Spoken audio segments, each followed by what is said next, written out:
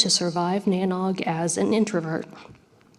Louie is a peering coordinator, numbers administrator, and network capacity manager at Google Fiber and joins us all the way from California. He's brought with him 4 panelists for today's discussion, 3 of whom are able to speak normally. Welcome, Louie and me and you other 3 people.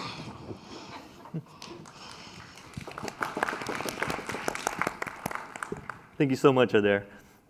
Hey everyone, I'm Louie Lee, and this is Louie's hat. And so we have how to survive NANOG as an introvert. So why are we having this session? Well, if you look at the NANOG website, you'll see a mission statement that talks about empowering our community. And if you were to look at the vision, there's another reference to empowering our community. Continuing on, the core values include community and diversity. So how about we build community? I'd like to help. Sorry. It's all right, Lee. So it's been said that NANOG could feel cliquish to the first-timers, to those that have only come a couple times. That's a lot because those that have been coming, they tend to aggregate with their friends, those that they've known from the last meeting, last couple of meetings, last 10 meetings, last 10 years. And I want to see if we can find ways to help those that are newer to this community to find their people. As we talk about diversity, most people are thinking about those 6 categories in the middle circle, specifically age, sexual orientation, race, gender, ethnicity, and physical abilities or qualities. But diversity means a whole lot more when you start thinking about family, work life, education, parental status, and in this case, more specifically, what attributes can help you think about what introversion is, namely communication style and thinking style. So you may have heard the definition, a couple of different definitions of introversion. It's how we gain energy or how we manage incoming stimuli, or perhaps how we recharge ourselves, whether we are alone, reading a book, or being online by ourselves, or just take some downtime by ourselves, or if you are more of an extrovert style, you may be gaining energy by socializing, being with a lot of people, even people you don't know. And to talk more about the thinking and communication styles, this graphic spoke to me a bit. Introverts think to speak, and extroverts speak to think. I'll give you a moment to read the details on that. And we don't think of introversion and extroversion as a binary thing. There's oftentimes a spectrum that most people would fall somewhere in between. For instance, I am oftentimes the weird extrovert in the room. However, I do have some introverted tendencies in the way I think and approach problems. So I could call myself more like an ambivert. There is a Myers-Briggs test. If you just Google for, am I an introvert? There are several tests online. I might say that Myers-Briggs could have some outdated information. Maybe some of the more newer tests would provide some more details. But I don't think any particular test, any single test, could tell you who you are. So with that, let's meet our panelists. Over to my right, Kat Hunter. Her pronouns are she, her. and she comes from Comcast, currently the Air and AC Vice Chair, and her first NANOG was about 2017-ish. Real quick, mine's about in the late 1900s. And Adair, you've already met.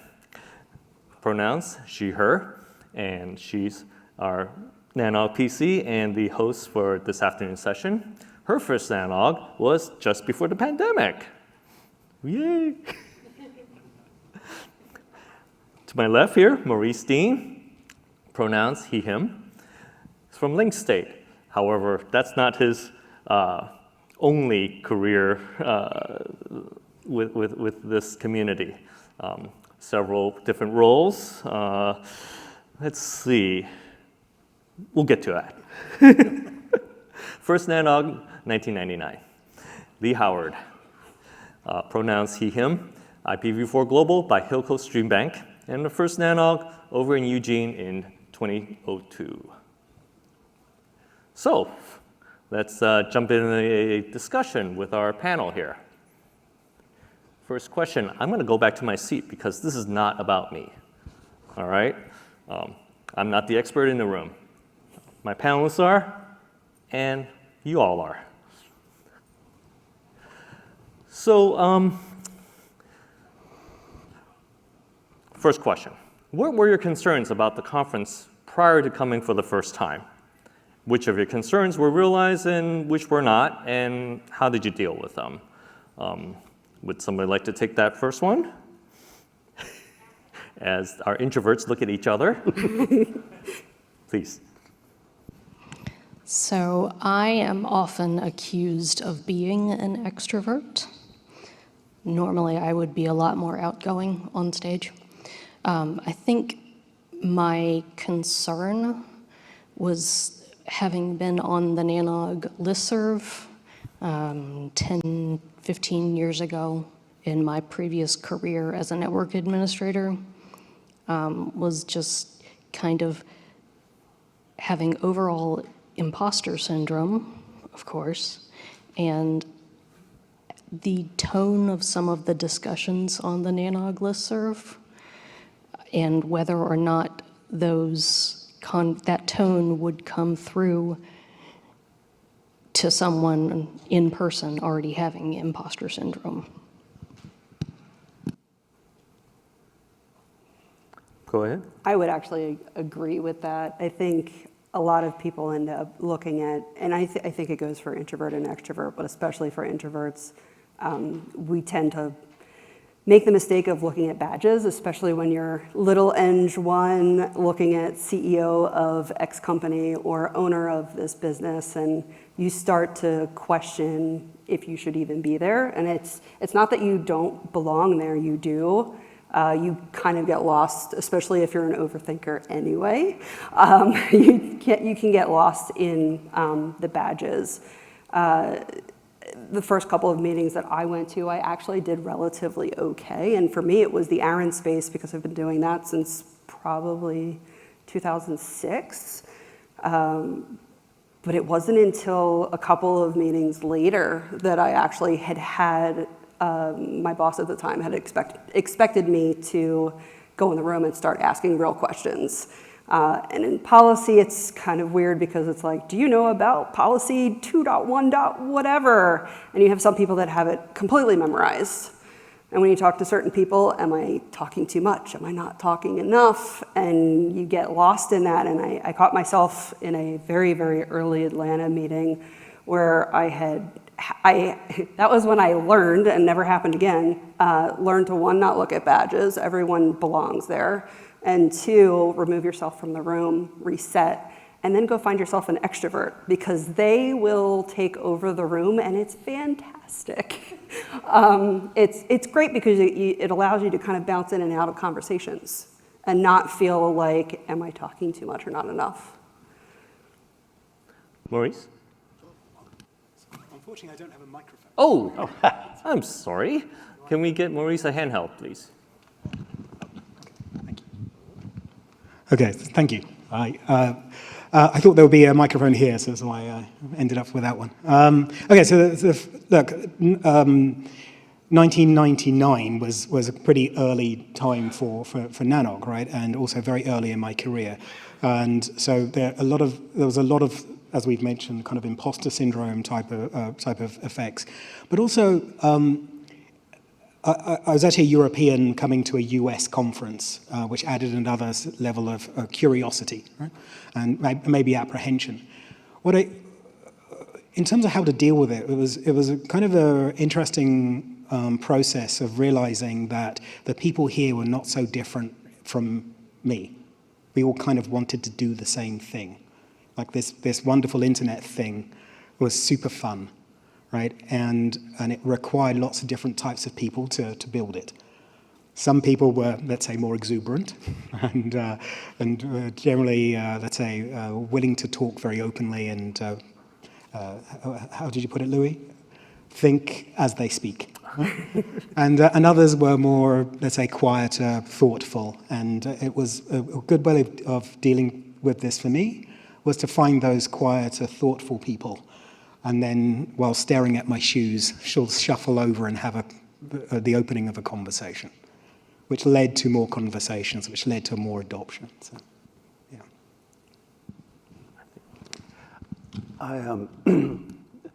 I didn't know what to expect from the first NANOG, although, like Kat, I'd been to a few years of Aaron meetings, and so I had the very fortunate experience of walking into the first NANOG. I think it was a joint NANOG-Aaron, right, because it was in Eugene.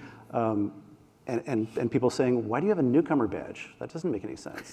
So that felt, I had some friends, some colleagues that I'd known for a few years by that time who already knew, at least respected me, if not liked me. So it wasn't that awkward. I will say that IETF was a similar kind of, was even more of an imposter syndrome. By the time I'd made it to a NANOG, I think I sort of felt like I knew a little bit about BGP, which was kind of the expertise that I felt like everybody had to have in order to be able to contribute. You have to be able to spell community to be able to walk in the room, and I don't mean community like in your slides. But IETF, I remember I felt like I'd made it when somebody who wrote a book that I had learned stuff from was wrong at the microphone. I went, okay, I'm going to be all right. It's going to be fine. He's wrong. I have to get up and say something. Excellent, excellent. So let's move on. So in the conference room, how did you walk into a conference room with 1,000 strangers? Which of you would like to take this one? It's less a conference room. It's like walking into this is a theater setting. Mm-hmm. This isn't a room where I'm expecting as much back and forth and conversational. So it used to be a little bit more. Actually, I'm gonna take somebody's name in vain, and I hope you won't mind. I saw Randy Bush a little earlier. I used to be terrified that Randy was going to yell at me at the microphone. And I don't think that happens as much anymore. And I think that a lot of it is we've worked very hard to say, be kind to each other. And so it's a much nicer environment than I think it was 20 years ago. Good job, way to go team. Yeah. But I still find after hundreds probably of conferences and meetings that the first time I get to a microphone to say something or ask a question, my knees still tremble. Like I'm still nervous. I can still feel the tremor in my voice, even though I've met a lot of people here and I know it's going to be okay. Even if yes, don't let me say something stupid. Please let me not be wrong. I had stage fright today too. Looking at everybody, but you're all friends, right? Nothing I'm doing up here is going to change what you think of me. Maybe for a little better, I hope. That's what helped me get elected the first time on the AC. Louis actually took me up to the microphone and said, "We're all friends here. You're fine." And that one sentence that you can tell somebody else to help them get on stage, it's been years. I still use it every single time I get up on stage. And I actually catch myself a lot of times with, so Aaron has the fellowship, I am the first one to go find the fellows. You know, a lot of them, they're brand new, they don't know what to expect, and you find them and try to, here's this person. It's a good way to introduce people. I first spoke in front of an audience when I was in 7th grade, and that is about the time that I started assistant teaching martial arts lessons. So I guess I don't remember if I had stage fright the first time I was on stage. I know that I was going to have a group of people laughing, and that always helps for me.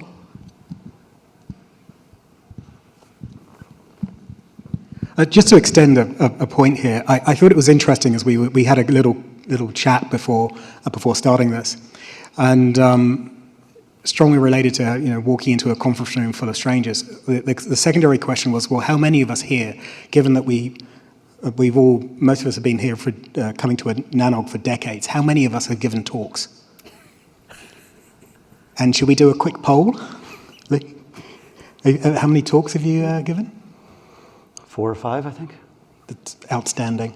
That was not an election speech. 0. 0. 1. That's a pretty low number for 4 decades worth of attendance. Yep. There's a kind of a strong correlation there, I suspect. Well then, moving on to conference interactions. Think about which one of you want to jump in first on this. How do you go about making connections and managing those engagements? I'll go first on this one. You're always going to find someone that's into things that you're also into, whether it be technology or the conversation we had, who would win in, a lightsaber versus, Star Trek, Star Wars, small talk can get you a lot of places. Technical talk can get you a lot of places. Once you've made 1 or 2 connections, go find them talking to someone else. Don't interrupt, the conversation, but kind of be part of a conversation. Learn go to someone that you've never met before that's near someone that you know, and it can open up other avenues for people. Well, I hope you all have had a chance during lunch to see the table topics, to start a conversation with somebody you might not know and to talk about something that could be interesting to you. I think Adair, you wanted to say something? Or did I just call you out? Because I saw a mic come up. I hope you all don't take it personally if I don't talk to you. As far as how I go about making connections, I just follow Kat Gorinsky around. I used Ren Proville, so that was my... Find somebody with purple hair and follow them. Exactly. That sounds like it's the rule. I believe I had purple hair before I started coming, so... I added some purple on my mustache this time around. And I didn't have any, I shaved mine. I want to follow up on something Maurice said, but in response to this, that the reason I am able to get up at a podium and give a presentation is, one, I felt like I had things that I needed the community to know. But also, I was a theater kid in high school and a little bit in college, and so that's, I didn't know, they taught us sit in a mall or at a coffee shop or at the airport or something, and not in high school, and watch people. And I learned how to human that way. I learned how people move and hold themselves and walk. And so that's sort of how I became able to fake it. And so, and then it was even a fairly recent NANOG, like maybe the last one, where I said, oh, I've been doing this for a while. I'm supposed to be reaching out to people now. I'm the old timer. It's my job to start making sure that I go to people whose badges say newcomer or who I don't recognize. And I really felt that at Aaron, when I was on the board there. I'm like, this is my job. I have to go find out what people think and collect their input to the community. But now I'm like, oh, that's my job at NANOG, even though I don't have an official role of any kind. It's sort of, all right, well, I believe in this community thing, and I believe in this community in particular, and so I felt like it's my job to say, Hi, I'm going to pretend like I'm human, and who are you, and what brings you here, and I hope this is wonderful for you. I'm faking it, that's how I'm making it. Yeah, I think this is a really important element of this, right? Sometimes one has to be, let's say, beyond one's natural instinct, particularly when a role calls for it. A personal example, I somehow landed myself as with a job description at Google to figure out how to connect Google to the internet at scale without spending money. Well, that involves a lot of reaching out and having conversations, mostly at NANOG and other conferences. And so it wasn't a natural instinct, but it meant that I should find people like Patrick Gilmore, who's an absolute extrovert, and figure out what he's doing and start imitating it, right? I think there is another role, another type of role, which comes from being part of a community like this, which is to contribute in ways that feel comfortable. Now, I've mentioned that I've done 0 presentations, and we've done a relatively low number given the ratio of meetings to presentation slots. But I have probably reviewed maybe 40 or 50 presentations, maybe half of those with a pre-run, a rehearsal, and being an audience, providing critical feedback. Many presentations have been encouraged by me. I didn't have to do it, but I encouraged others to do it, right? So there is a role there in providing, ensuring that there is good, meaningful content and interesting ideas being shared. You don't necessarily have to be the person holding the microphone. And now you are. Quite literally. All right, let's move on. So returning to a conference, what got you to come back? Would you like? I was just getting the microphone back. All right. Anyone else? I will say it gives me good CPE hours for my CISSP. That and the shirts. There's a little bit of the shirts. Like, I don't collect them as much anymore because I already have shirts that are 20 years old, so I don't need more for 20 years from now. But I did, but it was actually partly, hey, the boss said, you got to go. And partly it was, wow, I got to talk to some people who are really into the same stuff that I am. And I got to do a deep dive into, and I forget exactly what, but into whether it was numbering policy or it was, hey, I'm still teaching, dozens of people how to configure routers and how to configure DNS, and are there better ways to do this? Getting into the kind of conversations where I'm kind of working at the limits of my knowledge and expertise is exhilarating, that you don't always have colleagues, especially in a smaller company, you don't always have colleagues who can do that with you, who have the same level of expertise. And so I kind of need, in order to get better at my work, I always felt like I needed to come back and have that kind of talk again. Did you feel like that the talks were only half the reason to come to an NANOG? You think that much? Okay. I mean, I love, the think? program committee does a great job. Absolutely, there's no question about it. And some of the talks, many of the talks are absolutely fantastic. And I spend, at some point the week before every NANOG, I block out my calendar. What are the sessions I have to go to? And then I often plan individual meetings around those. But it's, I can, if there's something that I go, I don't know if I need to do this session, I can go read the slides. That's an introvert thing, by the way. Introvert tip, read the slides. And it's, because what I really want to do is then respond afterwards. I'm much more excited after a good presentation to have a conversation out in the hall with the presenter than I am necessarily with the original presentation. Mm-hmm.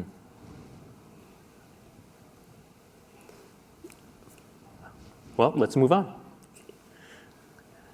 So how do you feel about being on stage right now in front of everyone? I mean, I'll say the quote that I said when I got out of bed this morning. How hard could it possibly be to get up on a stage in front of X amount of people to talk about how hard it is to talk in front of a whole bunch of people? It's a lot harder than you'd think. But it really isn't that bad. I mean, for me, knowing that there might be a couple people in the room that could take some of the advice from people that have been here for a while and make them feel more comfortable, or even that the 4 or 5 of us are people that are safe to talk to, was enough to get me up on stage and be way more comfortable than I thought I would have been. Yeah, absolutely. I was going to say something very similar. The sense of being uncomfortably excited is because, hey, we're able to talk to the role that the non-extroverted folks in the community can have, and it's an important role. So. This is much easier for me than beer and gear. It's a slow, moderate conversation. We're talking one at a time, and we're each expressing our opinions. Beer and gear, it's everybody, and it's loud and crowded, and it's really people-y. Don't worry about it, it's gonna be fine. You're gonna love it. This is my team here in the front row.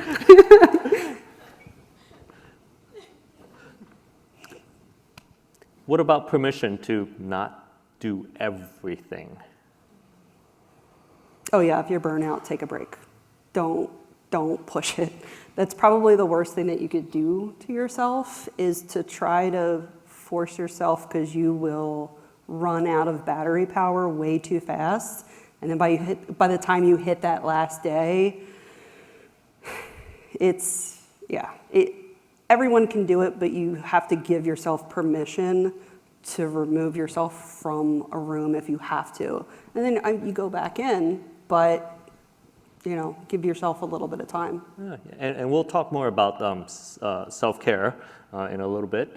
Did you have input you want to share? Even with a really good reason not to be on stage, I've still done everything in my power to be on stage.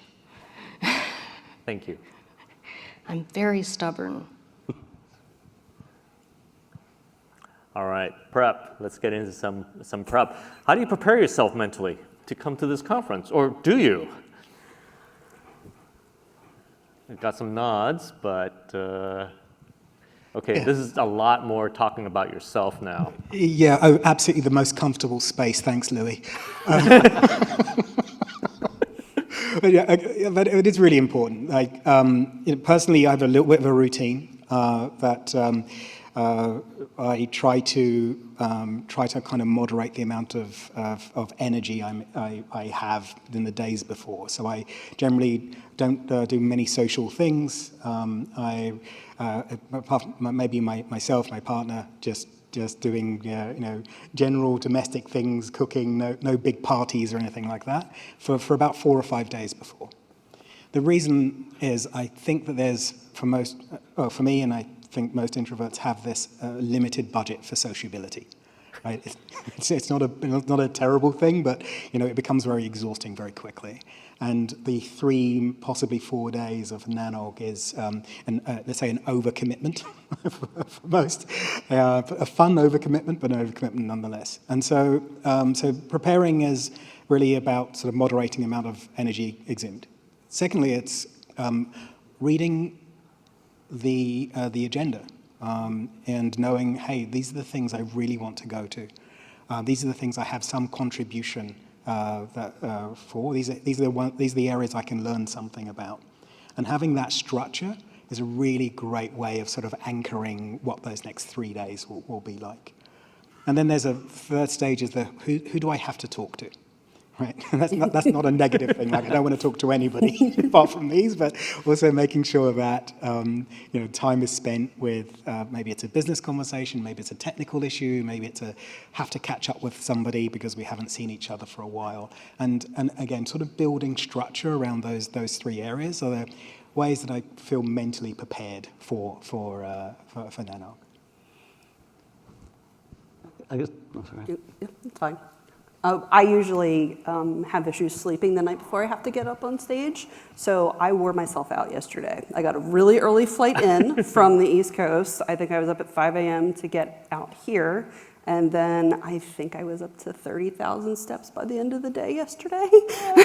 So by the time I was ready to go to bed, I was out. It was done. It was 8:30, but my time it was a little bit later, but I was able to get up, and I didn't have to sit there and think about being up on stage the next day. I was able to kind of make sure I could go to sleep the night before. Maybe not 30,000 steps the next time, but yeah, I mean, I made sure I got here to kind of see the city that I was in and that kind of thing, and get myself set, and then go through the next day.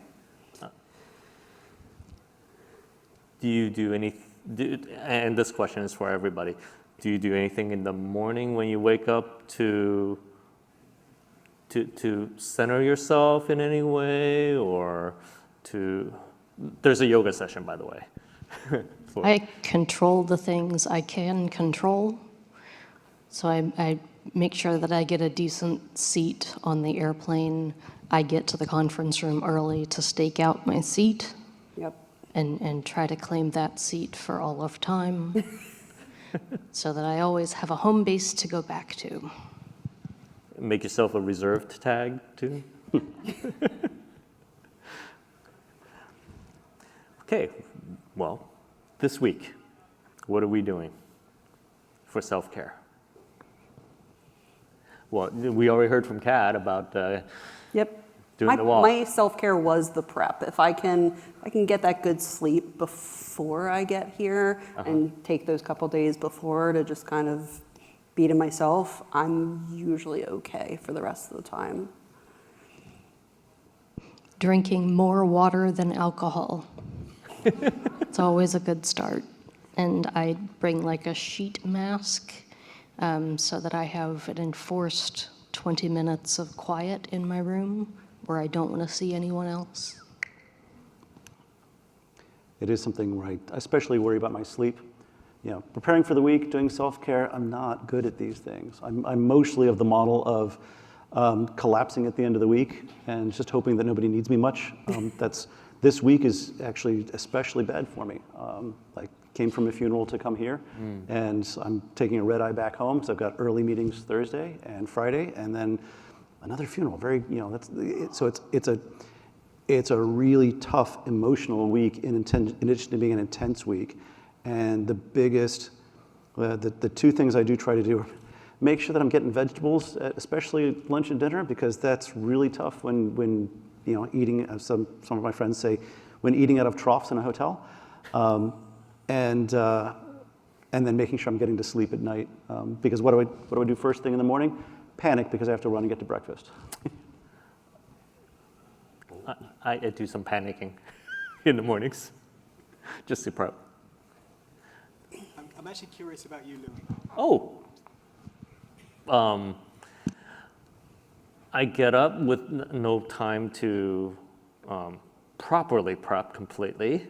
So I do try to get my backpack set up the night before, because then I can just grab it. And I hope to have my hat handy on the way out the door, and this morning I left the room without my hat. I couldn't find you at breakfast. You didn't have your hat. Yep. So, yes, I am still figuring it out. But I'm okay once I get down to the breakfast room, because I see everybody there, and I'll pick out a table, sometimes with one or two people I don't know, sometimes with a table by myself, so that with this hat, it's an invitation to come talk to me. It's okay. I'm here for you. You can find me. So that's where I'm at. It's interesting because the themes that we seem to be centering are emotional regulation, and preparation, right? How do I manage my energy, my ability to engage in the week, and then and being organized. I think there's solace in having the days structured, right? Yeah. Allowing for variability, but there are goals, there are times, there's structure that are things that one wants to do. I think that's a really important part of both the self-care pre and during. This is actually a really great question. Thank you for this one. Sure. For prep, I start a notes file ahead of time, and I can take notes along the way. I don't have to try to remember everything for the week. Maybe I'll update the notes at the end of the day. So if I'm having a meeting with you and you see me typing, that's what I'm doing. Making sure our valuable time is. You can see that I value it because I want to remember what we talked about and follow through on commitments.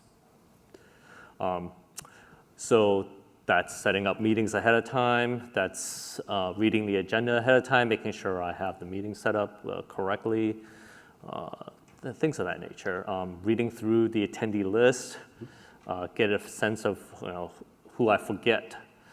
So I don't have that anxiety about running into somebody that I still owe something for.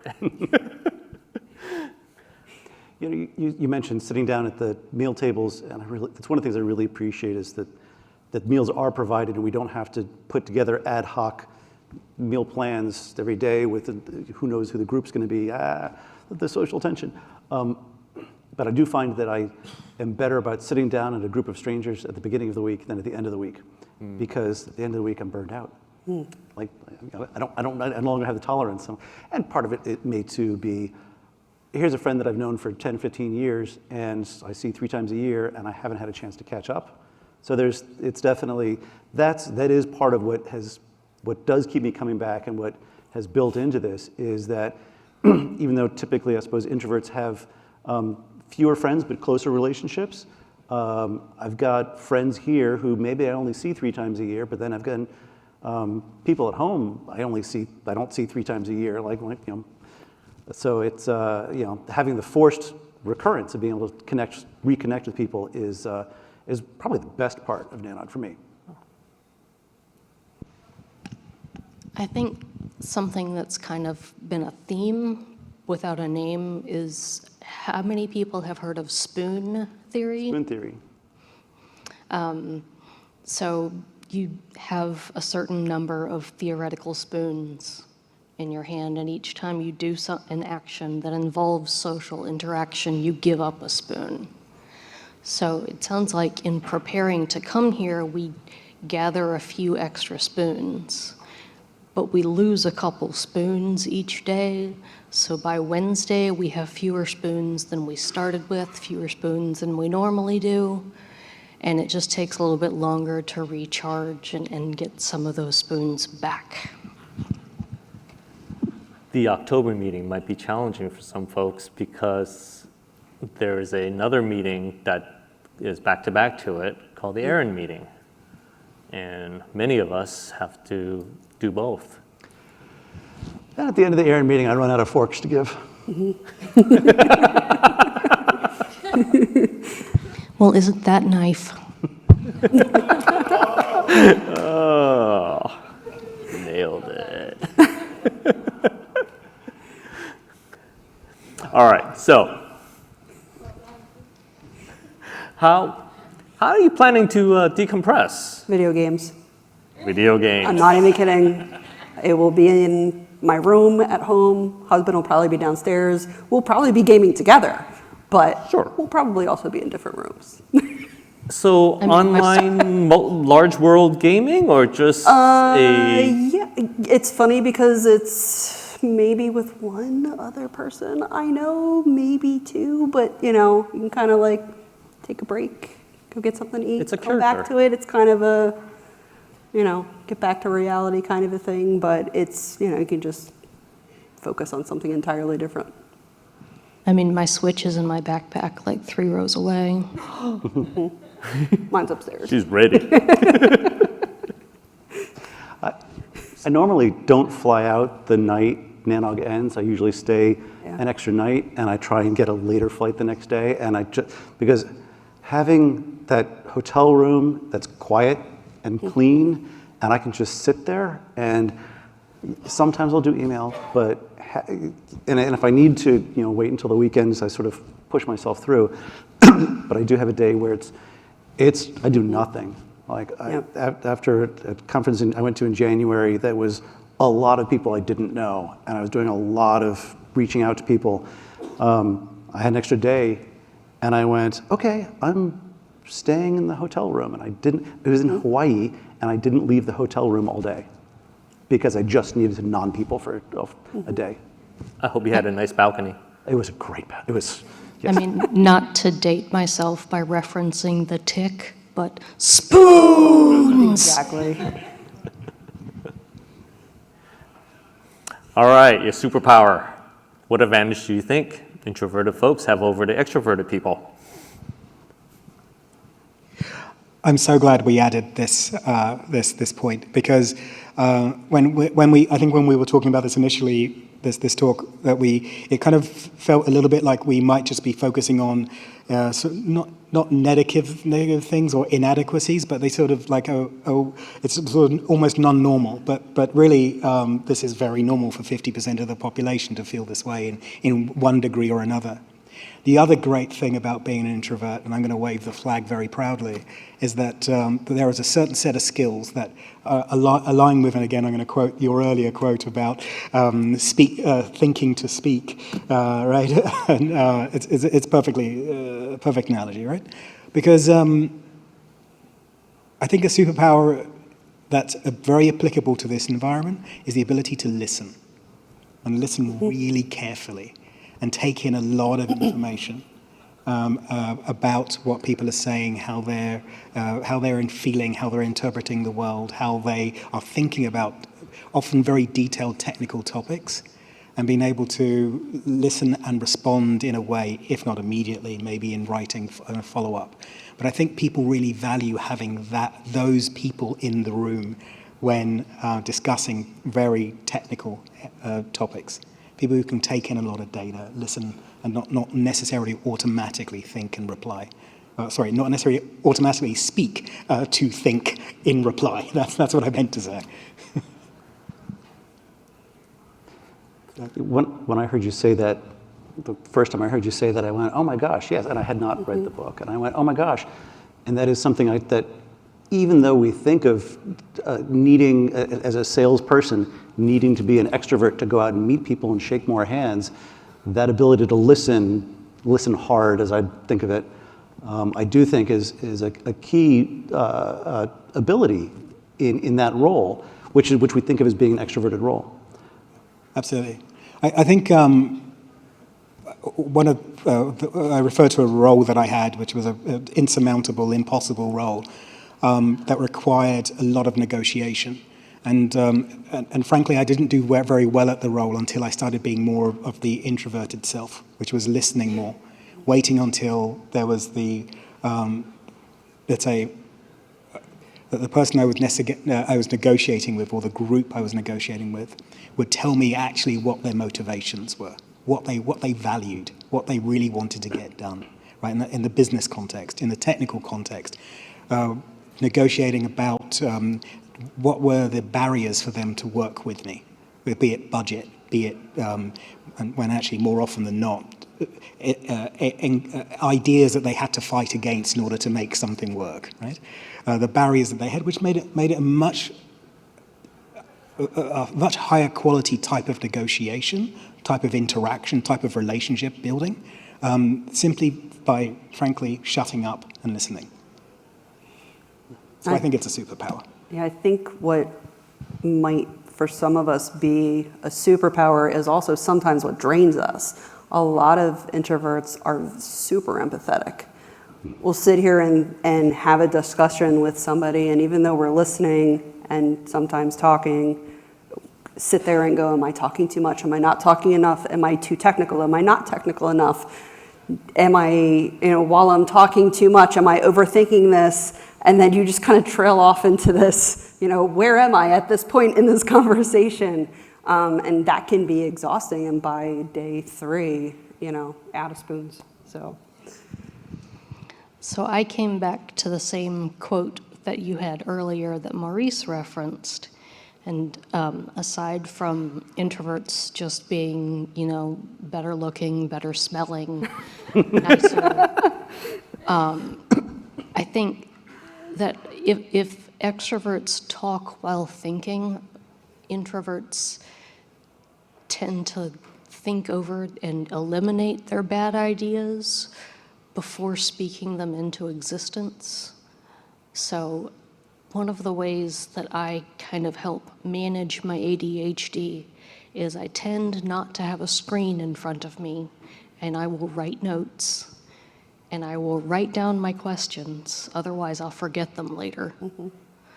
And then, you know, whenever the speaker stops for questions, I've been told that I can ask a few really difficult technical questions that are always fun. Excellent, excellent. So before we get into the last words of wisdom, we're going to have a Q&A and invite everybody to come up and, you know, to the floor mics and have a discussion with each other and with us up here. So now's a good time to take notes about your question. All right. So if you would summarize in a sentence or two, how would you advise an introvert to survive NANOG conference this week? All right. Sorry. I think a lot of it comes from the maturity of knowing yourself and who you are and what you need to survive at a large conference like this. So have that confidence in yourself to not only know what you need, but to advocate for what you need. Excellent. So that's a nice way to think about it. Well done.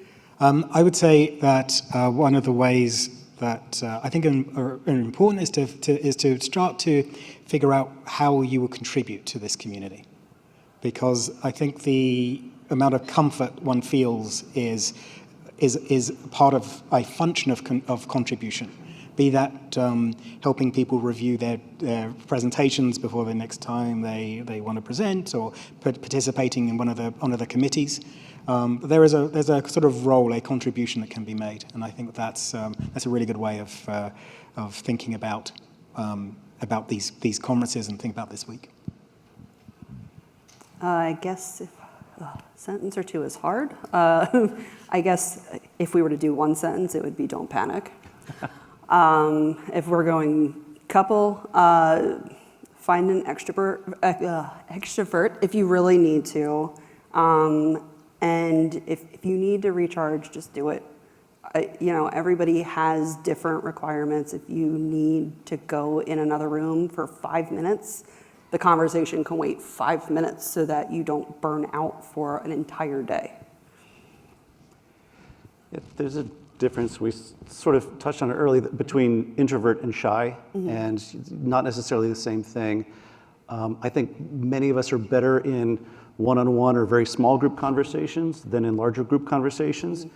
It's okay to sit at a lunch table or stand in the hallway and turn to somebody who's standing alone and say, "Hi, my name is," and ask questions about what their passion is, what they work on, what's exciting to them.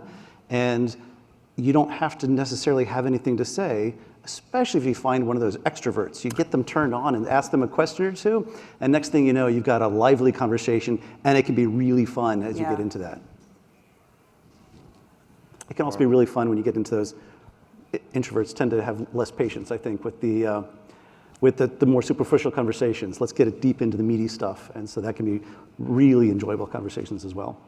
Well, let's have some. So when you come to the floor mic, please state your name, and I think Adair would say the rest. Yeah, I'm moderating. Please.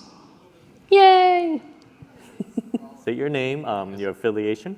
Hi, David Lawrence, TAIL, he, they, Salesforce, and solidly an ambivert. And I just wanted to recommend actually Susan Cain's work. She has a TED Talk on introversion and also a book, The Power of Introverts in a World That Can't Stop Talking. And it was interesting because I had originally, based on our industry, which is very full of introverts, kind of assumed that I was an extrovert, but I was also confused on this whole issue of shyness and its orthogonality to introversion. And it was reading Susan that really helped me understand both that they are orthogonal and that I am very much ambiverted, and that explains a whole lot more about my behavior than extroversion ever did.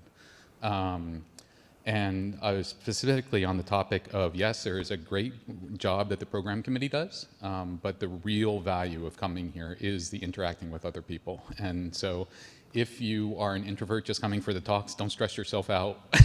You can get that information through other means. Come here to make connections with people, because this is how our industry really works behind the scenes, right? Like, for any time that you wish you could get past first line support to really talk to somebody who knows what they're doing, you need the connections that you're making here. And so absolutely, the big value and the harm that for us that was caused by the pandemic is not being able to get everybody together in person to establish the direct personal relationships that are necessary for us. So, thank you. Yeah, I want to echo that. The hallway and lunchroom conversations are really where you're going to find the most value. We do strive to get as many of our recorded talks up on the NANOG page and YouTube channel within a couple of weeks after the conference, after Val has time to stop screaming. And I'm very glad that you brought up the Susan Cain book. In the review of my slides, several people have mentioned that particular book, and I have yet to had a chance to review it myself, but if we had another hour, we can probably talk solely about that. Winter Johnson, Spacely Packets LLC. I just want to make kind of a briefing point. It's not only, can you hear me? Closer, please. Hello? Hi. Perfect. Oh, hi, Winter Johnson, Spacely Packets LLC. I just want to make a point. This is like a very vulnerable topic that you're talking about. I mean, a lot of people can get kind of ashamed feeling like, oh, I'm introverted. How is it going to impact the way I interact here? It's not only introverts. I go in and out of being introverted and extroverted. I mean, I can be very extroverted when I'm comfortable. I can be very introverted when I don't know anyone. So that time to recharge is universal. It's really important. If you're feeling like, okay, what's the next thing to do? Go to the bathroom, give yourself a few minutes. But I just really appreciated that. And then also I really appreciated what you said about speaking to fellows. As someone who's like relatively new to the community, it can be really difficult to navigate and find people who you're comfortable with. So making that effort is really appreciated, and thank you. Thank you. Any responses? Yeah, I mean, with finding the fellows, I mean, I remember where I was my first meeting and being so overwhelmed. And that it stuck with me every single meeting after that, that there's someone out there that is looking for somebody to just say hello. It's so important to just go find those people that want to make the connections. Hi, thank you for the panel. I have a question as an introvert, right? And Your name and affiliation, please. Randy Zhang, Cisco. So as an introvert, if you are leading a team, like full of extroverts in that team, how would you really make your voice heard and not be overpowered? Of course, you don't want to use your position, but you want to convince people. But I'd like to hear panel's views. How would you really lead a productive team that are full of extroverts? Thank you. Wow. That dynamic we were talking about, how extroverts, think out loud, and while the introverts are like, I've already thought this one through. I was thinking while the first person was talking, and now the extrovert is doing their thinking out. They haven't had a chance to think yet because they haven't had a chance to talk. That's a really difficult meeting to moderate and say, because I want to let you catch up, right? As the expert, I need to give you your time to process the information, but I also don't want to let you monopolize the conversation. We've all had colleagues who filibuster, right? Who just keep talking until they think a decision's been reached. It is a challenging management problem that sometimes I think you said when you're leading a team, that's a conversation to have offline. Is recognize that there are other communication styles within the team, and making sure, okay, you get your minute or two to talk and process, and then we need to make sure we're hearing from everybody else. And I certainly will call on people in a meeting who haven't contributed in a little while to say, just making sure, checking in, do you have anything to add or say or ask, or what's your thoughts on this? And then I also there's getting people to prep from meetings in particular, I think, is where you have that group communication. In a one-on-one, I have a little bit less trouble being filibustered because, hey, let me talk. But getting people to do their homework before a meeting. Hey, here's the goal of the meeting, here's the agenda, here's the pre-read. If I could get everybody to do that, the meetings would go so much faster, because all I need the meeting for is that interaction time, and people have had a little bit of chance to do the pre-processing, and so now it's just the back and forth conversation. I know that, I think Amazon has a tool where the first 10 minutes of any meeting is reading the memo that briefs the meeting. And I kind of love that. I haven't tried instituting that yet, but I kind of love that idea is, okay, nobody talks until everybody's finished reading. Now we can discuss the homework that everybody's had a chance to do. I think we're going to have to close off the mics to make sure that everybody had a chance. And if you're in line, perfect. No more new people, please. So just to make sure we give people at the mic a chance to have a good conversation here. Mike Sinatra, ESNet. I'll tell a really quick story. A few years ago, I was at the diversity lunch, and we were talking about how people are very scared of giving talks or asking questions. And at my table, they asked, you just asked that question of that very esteemed security engineer.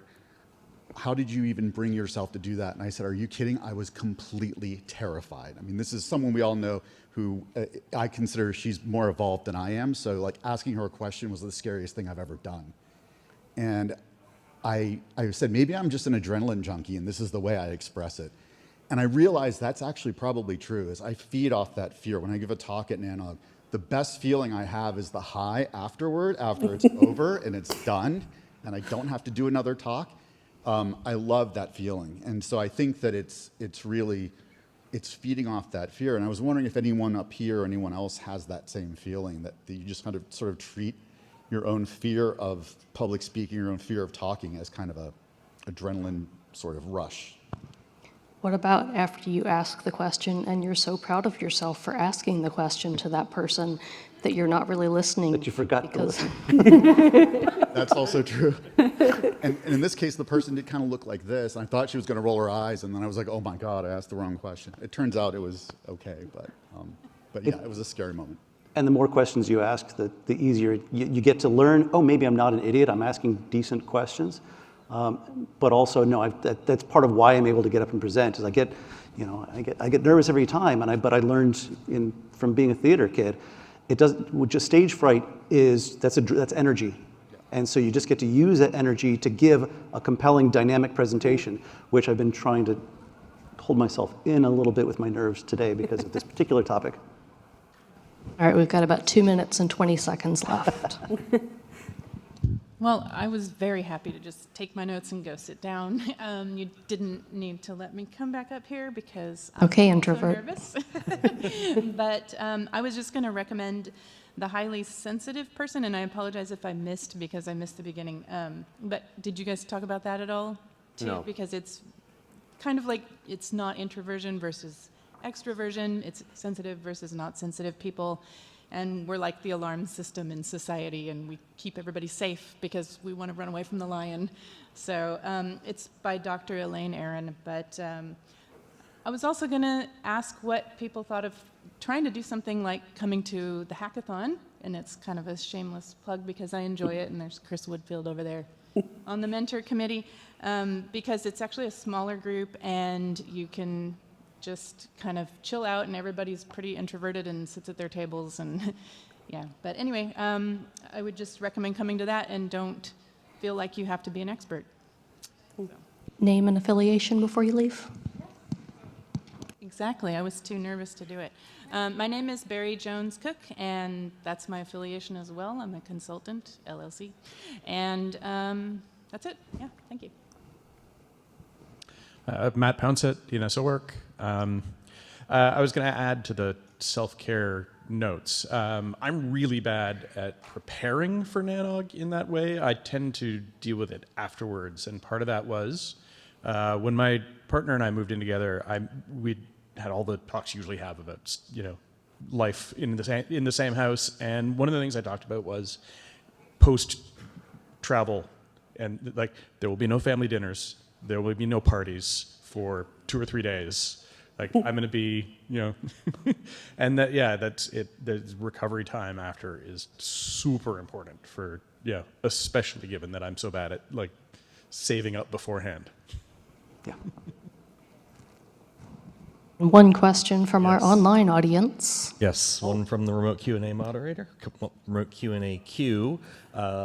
This is Matthew Petak, underemployed. For the introverts on the panel, would it be useful to have an extrovert available for use as a badge tag for extroverts? Or do helpful extroverts stand out enough to not need to be identified? Don't we already have it? This is called Patrick Gilmore. Is he getting out, Tigger? We could take a page from Kate's book and I'll bring our emotional support chihuahuas. All right, that is our time. Thank you to our illustrious panel. You can all go. Thank you so much for this panel. So make sure you fill out the surveys and let us know if this session was useful to you, and maybe what other topics you want to touch on, or or if you're interested in being up here. I'll prep you. Thank you. Yay!